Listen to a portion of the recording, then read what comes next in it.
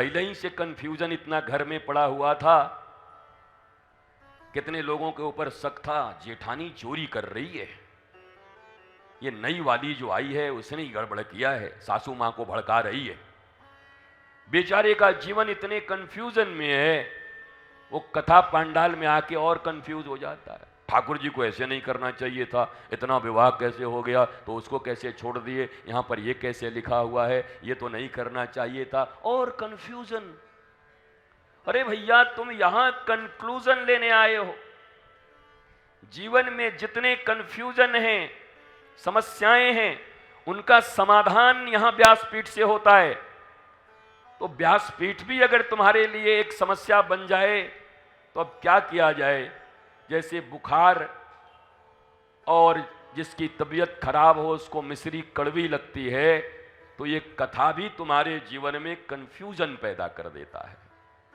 जो बुद्धि लेकर आते, क्योंकि श्रीमद् भागवत के प्रथम श्लोक में सत्यम परम धीमहि, धीमहि शब्द का भी एक अर्थ है, धी का अर्थ बुद्धि और मही का अर्थ है लय कर देना।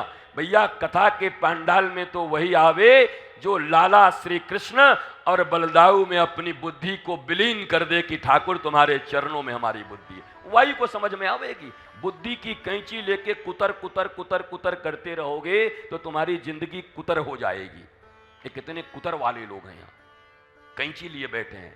बाबा कछो बोले तो हम काटेंगे। अरे दो चार जना जरा सुई डोरा भी लेके बैठो, कुछ फटे तो सिल भी दो, बना भी दो।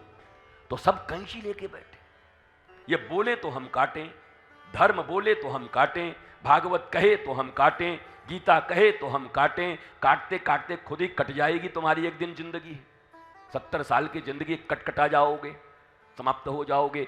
इस जिंदगी को बहुत आह्लादित बना सकते हैं, आनंदित बना सकते हैं अगर श्रवण तुम्हारा ठीक हो जाए, सुनना ठीक हो जाए।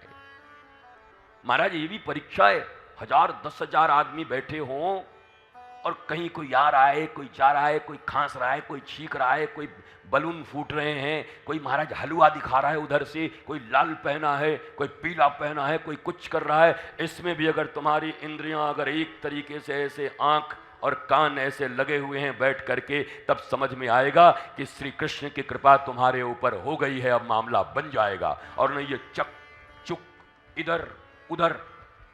एक तो अपना ही शरीर ऐसा है कि 5 बार कभी इधर बंदर की तरह खुजा रहे हैं, कभी इधर कर रहे हैं, कभी उधर देख रहे हैं, कभी वाने लात मार दीनी, कभी वाने ऐसो कर दीनी, कभी वाके कल तो हम यहां बैठे थे आप कैसे बैठ गई, अरे तो तुम्हारो का बाप को घर है तो तुम्हारो बाप को है। तो यही बात चल रही है महाराज। याते क्या क्या फायदा बताओ, कछु फायदो है याते, कछु फायदो नहीं है। जहां जगह मिला बैठ करके एक टक ऐसे करके निगाह तो मिलनी चाहिए व्यासपीठ से। भाई पूरा व्यासपीठ हमेशा पूरी कथा में निगाही ढूंढता रहता है, कोई मिले तो मिलाऊं।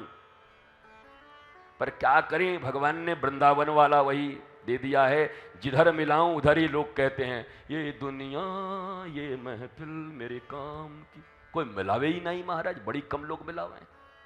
हम ढूंढे 7 दिना में काको देख के कथा करूं, किसकी आंखों में झांकूं, तो 2-3 बार तो झांक लेता है, फिर वो सोचता है हम ही को मुर्गा समझ लिया, बार बार हम ही को झांकेगा। तो फिर हम दोबारा ऐसे देखते हैं तो उधर करता, भैया हमारो जान छोड़ो, अब 3 घंटा हम ही देखें क्या। निगाहें तो मिलनी चाहिए, कुछ तो लगे कि कोई पी रहा है। नहीं महाराज दिए जा रहे हैं, सब नीचे गिरा जा रहा है। तो कुछ आंखें तो ऐसी चाहिए। व्यासपीठ पर बैठे हुए प्रत्येक व्यास जी 7 दिनों तक वही आंखें ढूंढते रहते हैं, कोई मिल जाए, कोई मिल जाए जिससे आंखें मिले। 2-4 बहुत बढ़िया, खूब सुंदर। चल इसमें भी देखो एकाग्रता तुमको रखनी, चाहे गिरा जाए, चाहे टूट जाए, चाहे पांडाल ही गिर जाए मैं महाराज, उससे क्या मतलब है। पांडाल गिर जाए फट से कपड़ा फाड़ के फिर ऐसे बैठ लेना ऊपर से।